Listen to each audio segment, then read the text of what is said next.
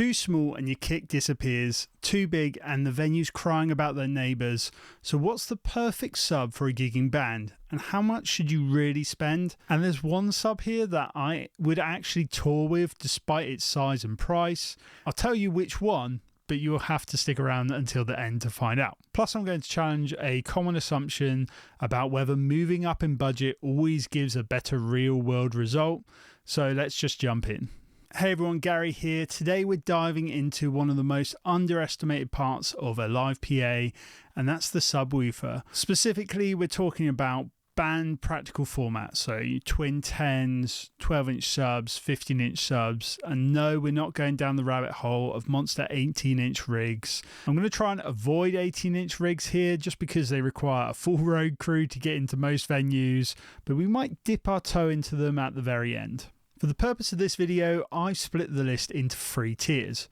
Entry level for kind of pubs and small clubs, mid-range for your function bands and wedding venues, and then pro level for those who are touring or doing a lot of outdoor work. But one thing I really want to make clear is that spending more doesn't always get you a better sub. There are compact 12s and 15s that well outperform their price, and big ticket units that aren't nearly as big a step up as you think they'd be. Plus, they've normally got a huge amount of extra weight to go in tow with that. We're going for the budget tier first, and the first sub I want to talk about is the DB Technologies Sub 612. It's around £400, and honestly, this little box punches way above its weight.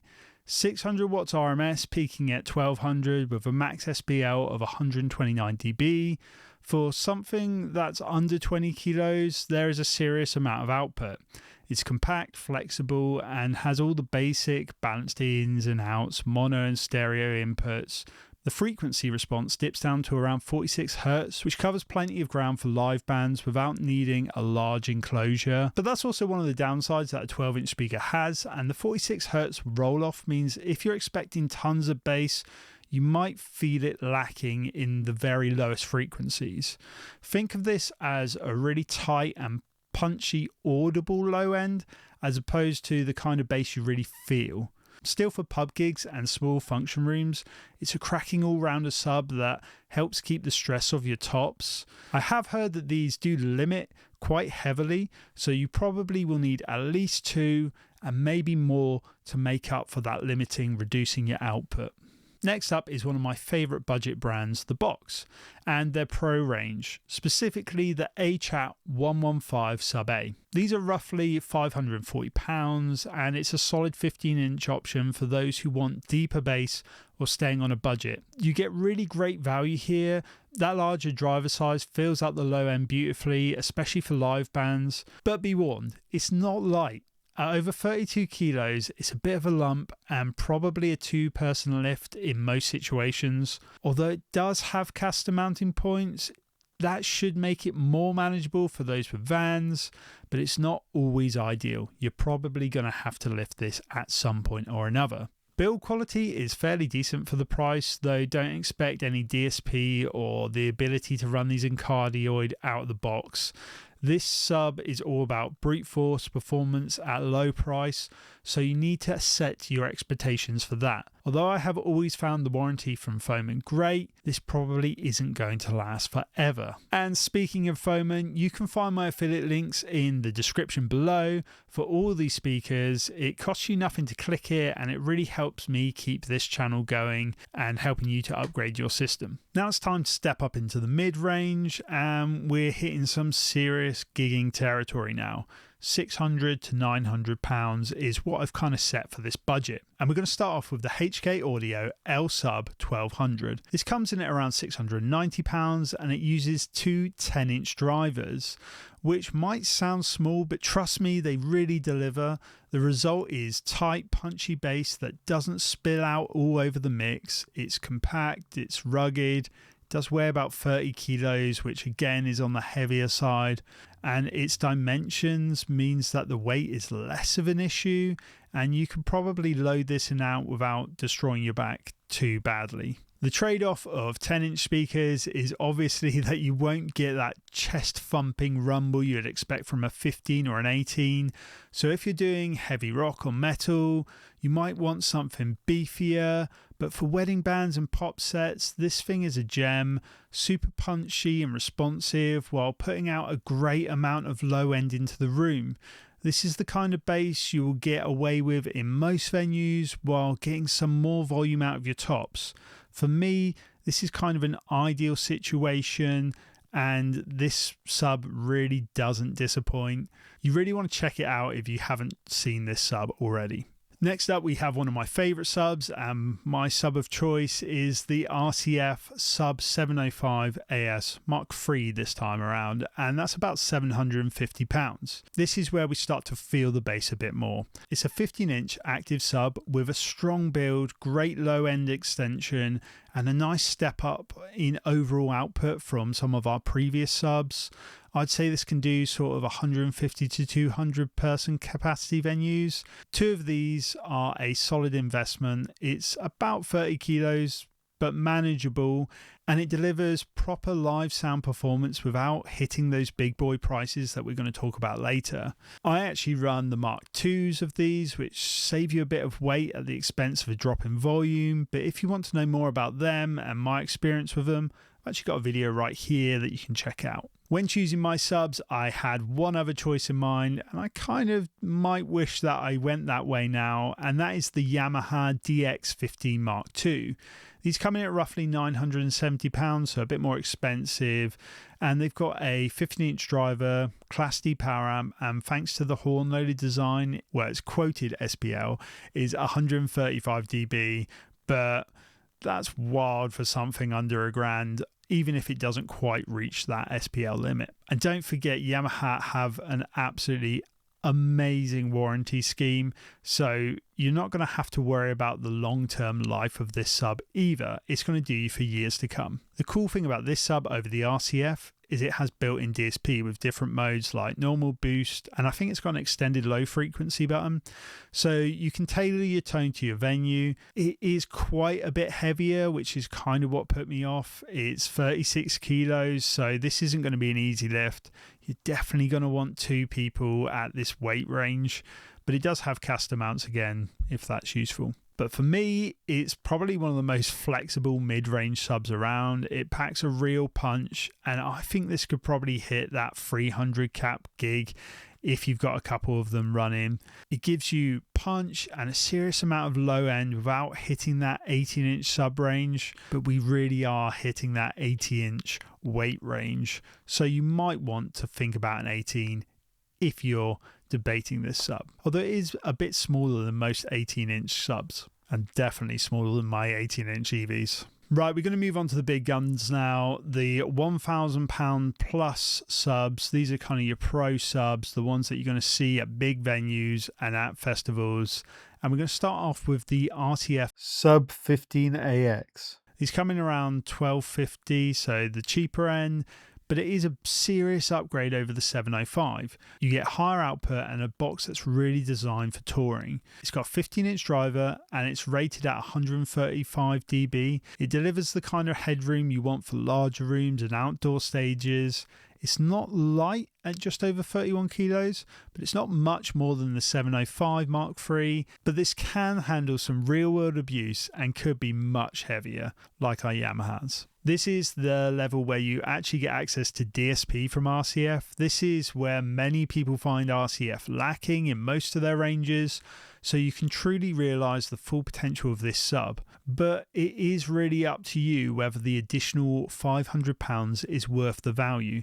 It's almost the same price as a second 705, so if your options are one or two 705s, I would really lean to the two 705s. You're going to get lots more out of two subs than you will one. Next up is kind of another upgrade, another step up in the range, and that's the Yamaha DSX15XLF. It comes in at about $1,650, which isn't cheap, but this sub can honestly do things that 15s would find hard to match. It goes all the way down to 33 Hz, which really gets you close to that 18-inch depth without losing the punch and speed that a 15-inch speaker gives you. It's also cardioid available, so you can control your low end spill on stage, which can be really useful when you're running lots of subs on one stage. It's a massive advantage for keeping your monitor mixes clean and reducing sub on your drum kit. There's loads of DSP on board too, including a full PEQ, delay adjustments, and it's all accessible right from the back of the panel. At 40 kilos though, it's really not light. It's still liftable by one person if you've been hitting the gym, but it's still most definitely a two-person lift for most mere mortals like me. You can obviously stick casters on it, and it does come in a nice case, but yeah, this is kind of two-person territory unless you're like the Hulk or something. But the real drawback for me on this unit is the price and the fact that you'll need a second unit to take advantage of that cardioid mode. So if you want to run two sides in cardioid, you're going to be forking out the best part of £7,000, and it definitely isn't budget. But as a long-term investment, it's an absolute beast, and I honestly think these subs are pretty unbeatable if you don't want to use 18s. If you want to keep it 15s, these subs are probably the best of the best without hitting our big boys like Opus and Martin. And talking about Martin, our final wildcard is an 18-inch. It's an 18-inch sub, even though I've been going on about them. But this Martin sub, I think, is amazing. It's the Martin Audio Blackline XP118. They come in at around $1,750 in the UK, and yes, it is an 18-inch sub, but this one's kind of too good to ignore, mainly because of its incredibly small size. It's so compact and tight. It does still come in at 44 kilos, so they are on the heavier side, but the compact design makes these fairly easy to handle, and I've actually picked up one of these with not that much effort. You can do it, it still feels heavy, but the small size means you can really tuck it into your body, and it's just really well thought out. Tonally, I think these stubs are pretty outstanding. For an 18-inch, they sound deep, they are musical and clean, and they can definitely rattle glasses at 40 Hz. It's the kind of sub you roll out when you've got space, the van and the crew. If you're doing outdoor gigs and big rooms, it's phenomenal. Definitely overkill for small pubs. It's really a pro level through and through, and a great buy if you're looking to take your rig to the next level. So the next question you might have is, these are all great subs, but how do you actually choose the right sub for your band? The place I suggest starting off is your general venue size. If you're mostly doing 80 to 150 cap rooms, you don't need a monster sub. A small sub might be enough, but I still think that if you creep into the mid-range, it's a real sweet spot for most, in that it lets you hit those, 200, maybe 300 capacity venues when you want a bit of headroom, and you can pull it back when you're in the smaller room. And the next thing you want to think about is portability. Two compact 12s might be easier to move around and stack than one 15 or a huge 18, and a sub you're willing to pick up and take to all your gigs is much more useful than one you need to convince yourself to take out. So pick something that fits in your car easily, fits in your house easily, and you want to use, and you'll get so much more out of your sub. And thinking about what you've already got is also super useful. You want to match the output of your subs to your tops. There's no point in spending a fortune on low end if your tops cannot keep up. And of course, you want to balance your budget. 1,000 sub paired with £200 tops really doesn't make sense. Plus, it always makes more sense to buy two subs than one larger one. So really manage that budget so you can get both sides with subs, and they are kind of in the region of the output of your tops as well. And quality, of course. You want everything to be the same quality, I hope. And finally, you probably want to consider the style of music you're playing. If you're playing really heavy rock or you're a DJ, you'll benefit from the deeper, fuller subs, whereas pop and cover acts might actually prefer that tighter, punchier unit that travels easier. These are just things that are worth considering. You might ignore me entirely, that's absolutely fine. And I did have 2 points earlier, but the first one was that spending doesn't always give you better results. And so you don't have to spend the absolute most to get the most out of your sub. There is actually one sub that I tour with that is kind of in that mid-range place. And remember my point earlier that spending more doesn't always give you better results. If you think about all these things above, you will get the right sub for you, which will give you the best results. There is no right or wrong answer in this. You need to think about what suits you, what works for you, and ultimately what is the best sub for you. So I can only help you so far, unfortunately, but do drop a comment below. I'd love to help you some more. Let me know what you're using. Maybe I'm missing a sub. I don't know. There's loads of brands worldwide that we don't get in the UK. So let me know what you're using. Let me know what's good. Before we go for my favourite sub, the one that I would pick, let's do a quick recap. At the entry level, the Box Achat is a great shout if you can deal with the weight. In the mid-range, that RCF Sub 705 and the HKL 1200 both deliver serious bang for buck without breaking your back too badly, probably less so on the RCF front. And at the pro level, that DSX15XLF is an absolute powerhouse. It's compact, clean, and cardioid ready. It's just a great sub. Biff it with me. Touring around, doing loads of different size venues, loading in and out every week, I'm probably picking the Yamaha DSX15. It's the right balance of performance and portability and sound, and it will even do outdoor events. But if you're solely doing that, the Martin Audio kind of wins hands down. It's got that chest thump that you just can't fake with a 15-inch speaker, and it's just a solid speaker if you're doing lots of outdoor stuff. If you found this video useful, don't forget to smash the like button, subscribe here for more gear advice for working musicians, drop a comment below what you're using right now, what's your next upgrade, or check out this video from me about my favourite tops. Until next time, cheers.